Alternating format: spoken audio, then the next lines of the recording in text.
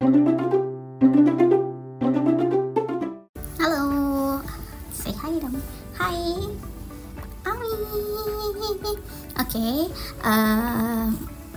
kali ini aku mau cerita tentang sebuah buku yang judulnya Misteri Patung Garam karya Ruth Mehta. Oke, jadi ini novel yang satu ini tuh genrenya misteri, thriller dan psikologi ya. Yang mana aku baru nyadar kalau ini adalah genre misteri thriller psikologi pertama yang ku baca yang karya penulis Indonesia. Wow, I'm so excited gitu ya. Nah, jadi aku bakal cerita sedikit ya secara singkat isi novel ini. Jadi novel ini tuh bercerita tentang pembunuhan berantai yang dilakukan dengan sangat sadis. Gimana nggak sadis coba? Mata korban itu dirusak, terus organ dalamnya dikeluarin, dan seluruh tubuhnya dilumuri adonan garam. Bayangkan. Nah, kasus ini itu diawali dengan ditemukannya jasad seorang pianis di kediamannya. Polisi yang ditugaskan untuk menyelidiki itu bernama Kiri Lamari dan atasannya yang bernama Pak Saud. Nah, saat mereka sedang menyelidiki kasus si pianis ini, terjadilah pembunuhan kedua. Jadi, apakah polisi-polisi ini berhasil menangkap pelaku dan mencegah terjadinya pembunuhan selanjutnya? Nah, jadi kalau singkatnya seperti itu ya. Ini apa sih, jerapah? Nah, jadi singkatnya itu seperti itu. Tapi kalau kalian mau baca lebih lengkapnya itu bisa dibaca di blurb di bagian belakang novelnya. Di sini aku mau bilang terserah kalian mau baca atau enggak. Tapi setelah aku baca novel ini, aku bener-bener suka.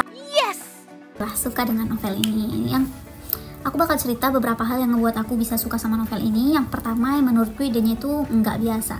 Pembunuhan dengan membuat korban sebagai patung garam. Katanya sih ini terinspirasi dari proses mumifikasi ya, tapi pokoknya ini adalah pertama kalinya aku baca novel yang metode pembunuhannya ini seperti ini. Jadi itu menurutku menarik lah gitu. Terus yang kedua juga yang aku suka adalah adanya plot twist di epilog novel ini. Jadi ketika kita baca novel ini, sebenarnya kita itu udah punya apa sih, tebakan ya, udah punya tebakan ini nih pelakunya gitu. Tapi dengan adanya plot twist di akhir, di epilog yang mana aku sebenarnya nggak nyangka gitu ya, ya membuat novel ini menarik dan aku malah pengennya jadi ada sequelnya gitu loh, dengan si tokoh yang ini menjadi tokoh utama dalam novel gitu sih. Terus yang aku suka juga dari novel ini adalah karena novel ini karya penulis Indonesia ya, which is lebih relate dan lebih mudah dibayangkan dan dipahami. Jadi kalau misalnya dia bahasa Jawa di situ kita ngerti. Terus misalnya dia latarnya di Jogja, oh kita punya bayangan nih Jogja itu Jawa Tengah, misalnya di Malang Jawa Timur gitu. Jadi kita punya bayangan gitu.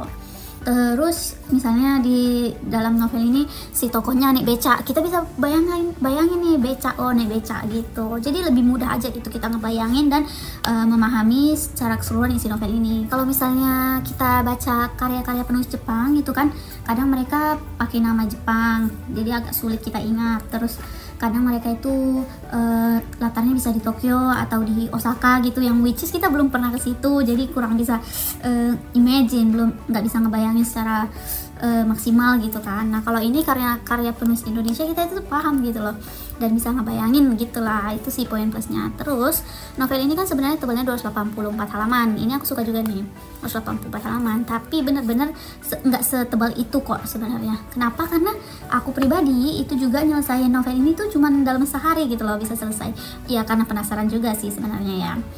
Tapi novel ini itu kenapa aku bilang nggak setebal itu, karena dia itu kan terdiri dari banyak bab, dan babnya itu singkat-singkat ya kan, singkat-singkat, dan fontnya itu besar, cukup besar. Jadi ya cepatlah kita menyelesaikan novel ini gitu. Nah yang perlu kalian tahu juga, kalau novel ini tuh sebenarnya itu udah diterjemahkan ke dalam bahasa Malaysia loh. Iya, jadi novel ini tuh udah menembus ke luar negeri ya, ke Malaysia, dengan judul Garam kalau nggak salah. Nanti aku taruh covernya di sini. Tapi pokoknya novel ini tuh sangat worth it dan sangat recommended dibaca kalau kalian suka genre misteri atau detektif atau thriller dan psikologi gitu. Terus kalau misalnya kita bicara hikmah ya, apa sih hikmah yang bisa dipetik dari novel ini? Itu yang aku tangkap sih buat para orang tua agar lebih wise lah, lebih bijak lagi dalam membesarkan anak-anaknya gitu. Karena sedikit banyak metode pengasuhan itu akan berdampak kepada si anak saat dia dewasa nanti. Kenapa aku bilang gitu? Kalau misalnya kalian baca novel ini kalian akan paham, tapi aku kasih contohnya satu ya. Si Kiri Lamari ini dia nggak bisa menikah karena dia kayak ada sesuatu di masa kecilnya yang belum selesai dengan orang tuanya gitu. Itu salah satu sih, tapi ada lagi contoh yang lebih besar lagi di dalam novel ini. Ya tapi intinya gitu sih, agar kita lebih bijak lah dalam membesarkan anak gitu. Kalau misalnya kalian penasaran dengan novelnya, kalian silahkan baca.